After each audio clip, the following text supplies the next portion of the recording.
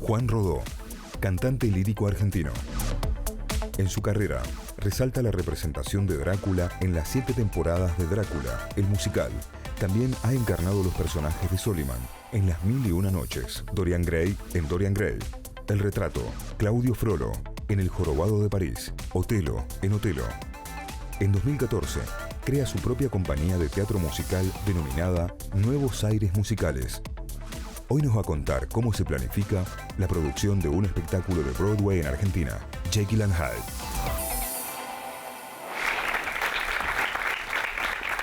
Muchas gracias. Bueno, mi nombre es Juan Rodó. El foco de esta charla es sobre la producción de una obra de teatro musical internacional en Buenos Aires. Básicamente apuntado al proyecto que estoy haciendo en este momento, que es Jekyll y Hyde, es el musical de Broadway. Y bueno, un poco tiene que ver con todo este trabajo que estuve realizando este año, ya desde el año pasado. Y, a ver, tiene una secuencia que tiene historia ya en muchos otros proyectos. Sería como una especie de resumen de lo que es, o del tránsito, desde el momento que uno arranca con una idea o un proyecto hasta la concreción del mismo. En este caso sí es un musical y es un proyecto particular porque primero es una obra internacional, una obra que no tiene, digamos, los autores en el país de uno y requiere una tramitación particular. Lo importante es que primero la idea que uno tiene pensado realizar tiene que estar solventada por un equipo de trabajo y sobre todo el punto de partida, y el más difícil quizás, es la producción. El equipo de producción, que puede ser una persona o varias, en el caso de Jekyll son 5, es el primer gran trabajo que por lo menos una persona, un artista o quien desea hacer el proyecto tiene que ponerse como meta.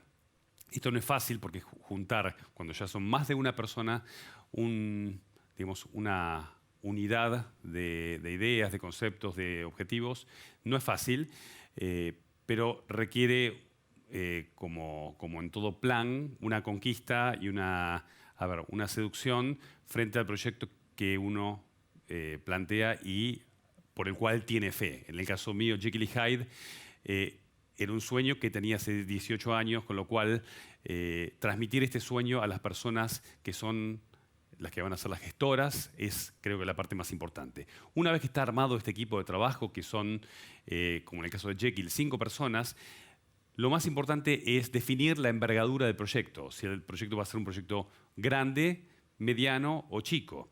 Y eso tiene que ver con las posibilidades económicas en un primer término y de riesgo, como cualquier empresa. Si uno pone un objetivo y cree que el proyecto tiene o va a tener un rendimiento muy bueno o quizás incierto, define el grado de la apuesta. Nosotros con Jekyll atravesamos muchas etapas desde el comienzo de una idea, de un proyecto cooperativista hasta un proyecto de gran envergadura como es el que terminó siendo. ¿Por qué digo esto? Porque en el tránsito uno se enfrenta con obstáculos y en esos obstáculos define cuál es el camino y el lineamiento a seguir. Cuando armamos este proyecto que definimos como un gran proyecto de envergadura, el próximo paso fue, tenemos Jekyll Argentina, que va a ser un gran musical, una representación casi fiel al musical de Broadway. Definimos lugar, sala y se tramitan lo que son los derechos. En Buenos Aires hay una agencia literaria que es la representante de los derechos internacionales. Lo primero que uno tiene que hacer es claramente solicitar esos derechos para tener autorización para hacerla, definir la sala o el tipo de sala en la cual se va a realizar, por lo tanto, cantidad de butacas, que es lo más importante, y la fecha y la extensión del proyecto. Esto define, digamos, todo un armado o una presentación que es aprobada o no. En este caso, sí tuvimos la aprobación y con ese plan, con ese paquete, uno puede comenzar el proyecto de armado de la producción. Si esto no está, no se puede ni empezar a hablar. Con lo cual, fue un gran puntapié inicial poder tener la aprobación de estos derechos y a partir de ahí empezar a soñar con un proyecto tan importante como realmente es comparable a los grandes musicales que se han hecho en Buenos Aires internacionales, como El Fantasma de la Ópera, como La Bella y la Bestia, como Chicago. Bueno, Jekyll y Hyde debía ser ese tipo de espectáculo.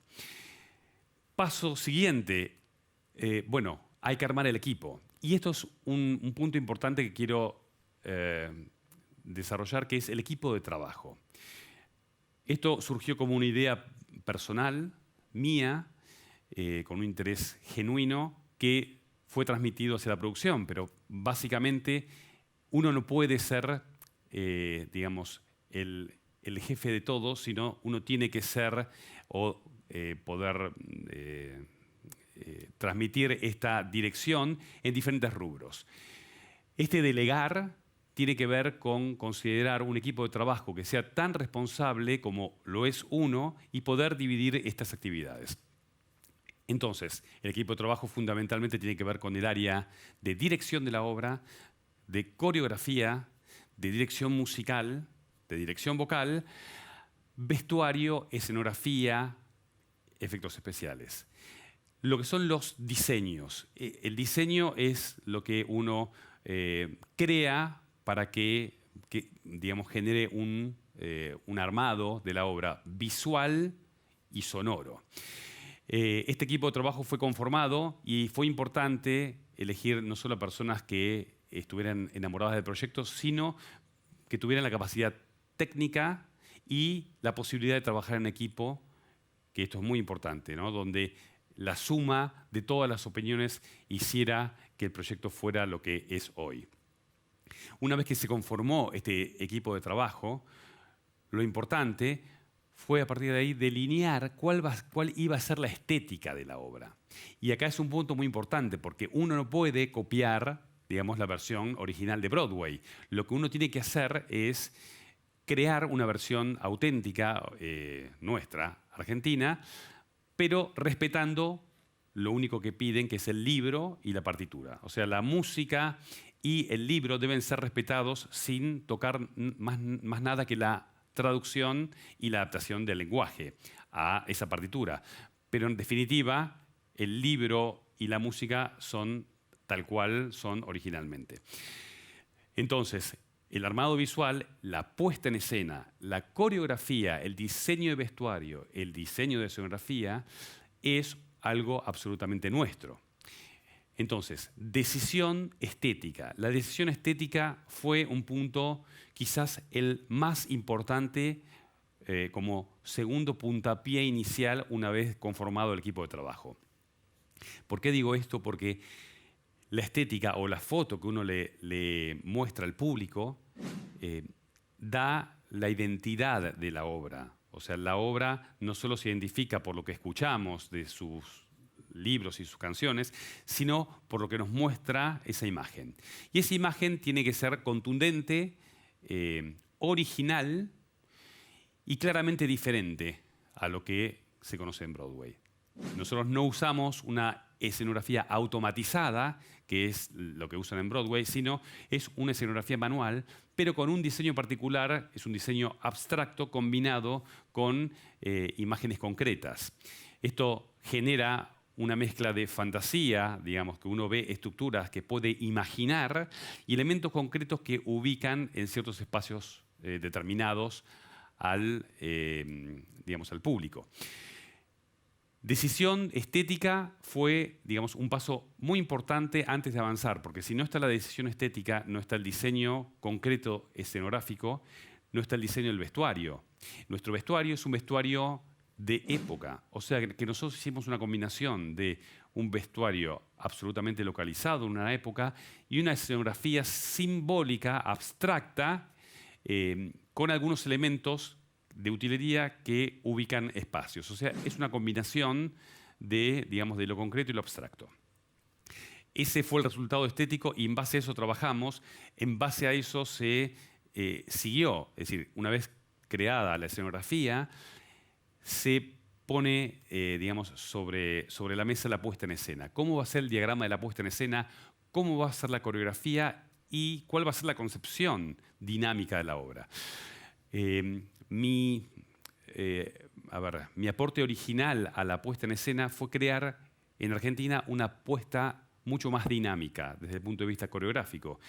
En la versión de Broadway hay casi ninguna coreografía más que movimientos actorales.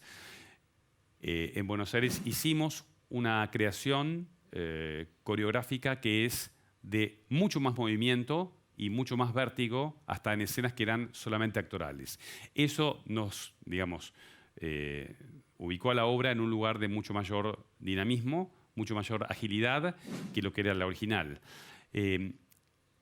Nos ayudó a crear justamente una identidad y eso es lo que hoy se ve de Jekyll, por lo cual nos permite competir con la versión de Broadway, no solamente por el mecanicismo de lo técnico que puedan tener ellos, sino en la creatividad y en el uso de los recursos inteligentes.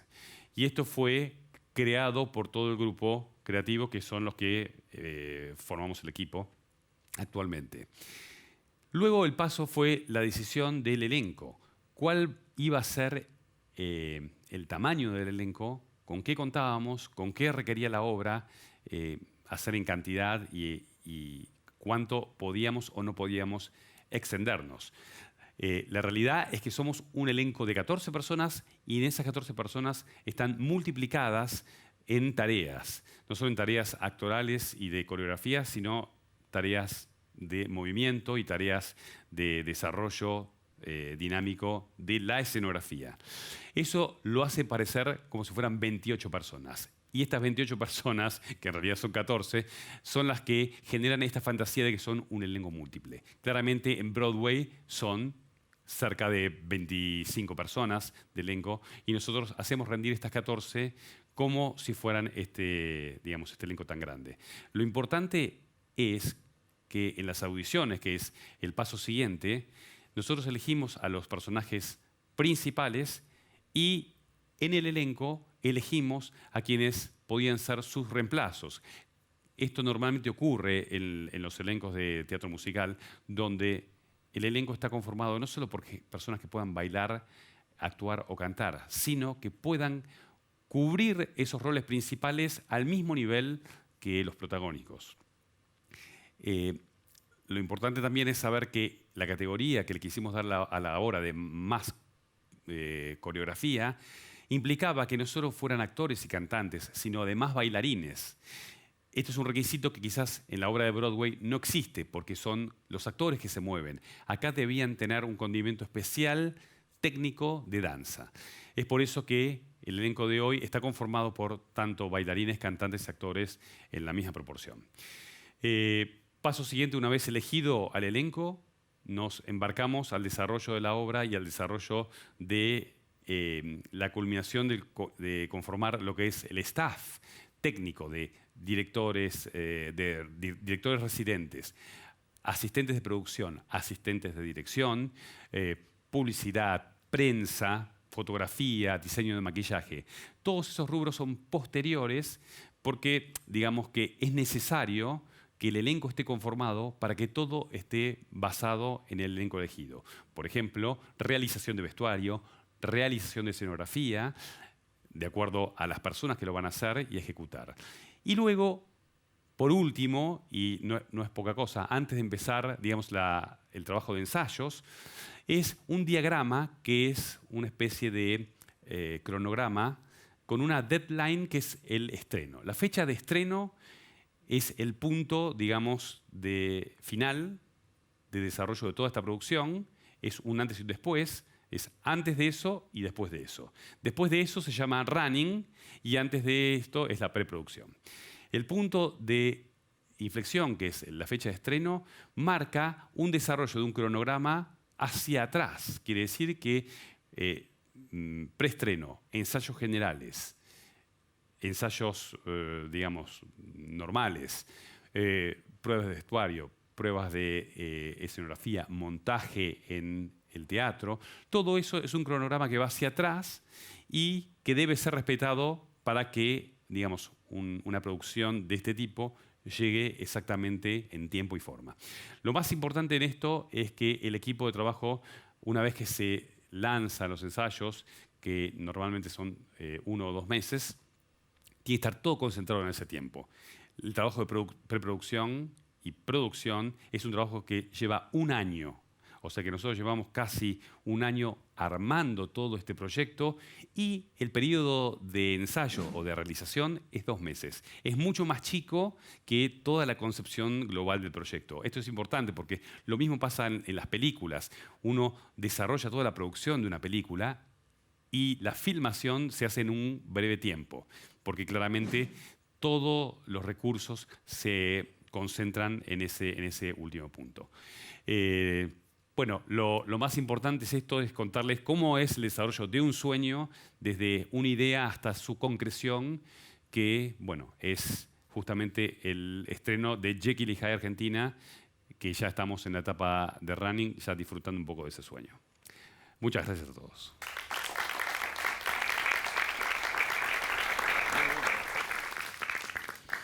¿Cómo estás? Quería saber cuáles eran tus hábitos de preparación antes de actuar, generalmente. Normalmente estoy 2 horas antes en el teatro y es el lugar donde primero hago mi preparación vocal, que tiene que ver con un calentamiento de vocalización, que normalmente es media hora como mínimo. Y luego hago un trabajo particular que lo hago yo, que es cantar cierto repertorio de ópera, que es el que me prepara físicamente para lo que es la corrida de la función.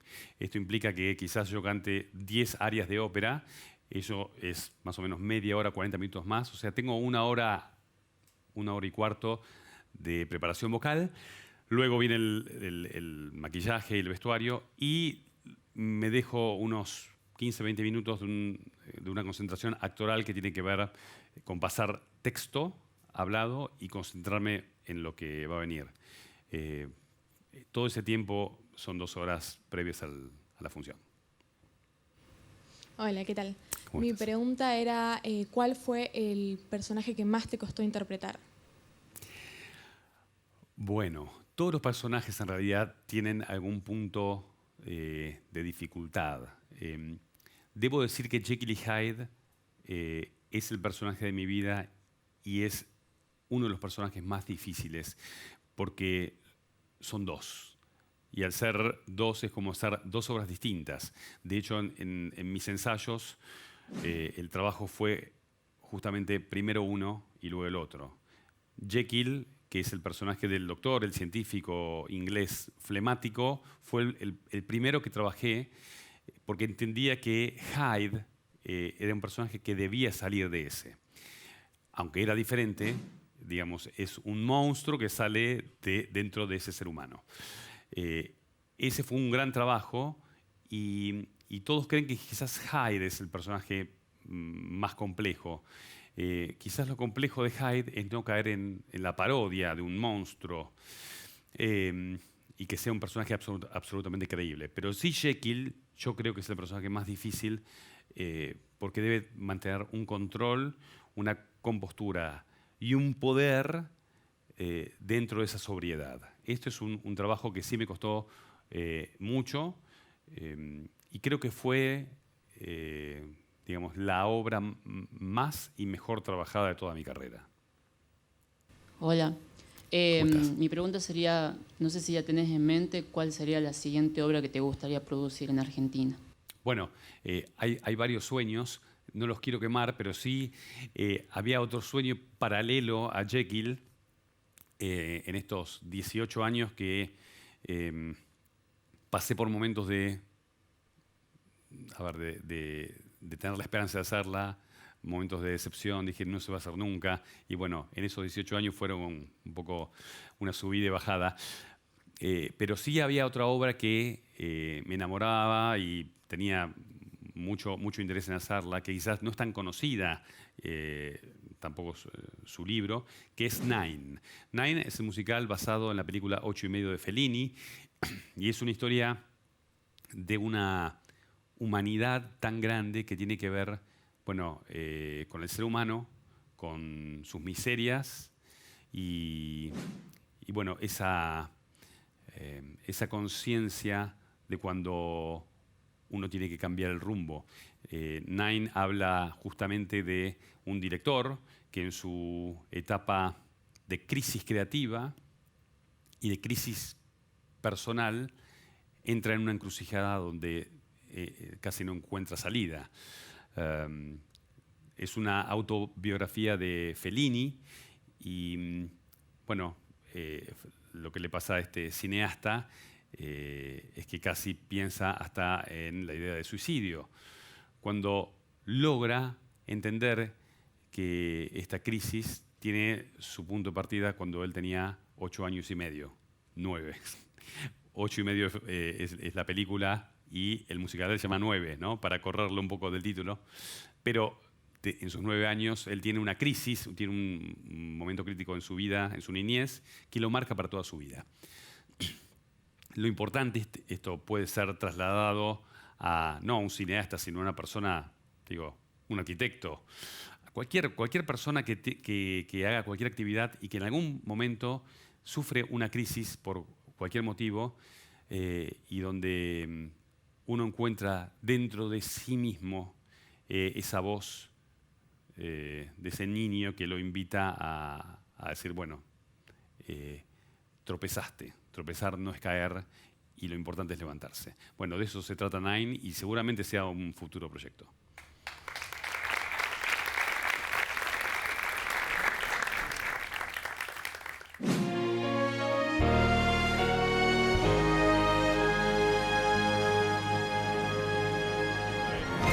Yo quiero ver por qué el hombre en su dualidad tan cerca está siempre del mal.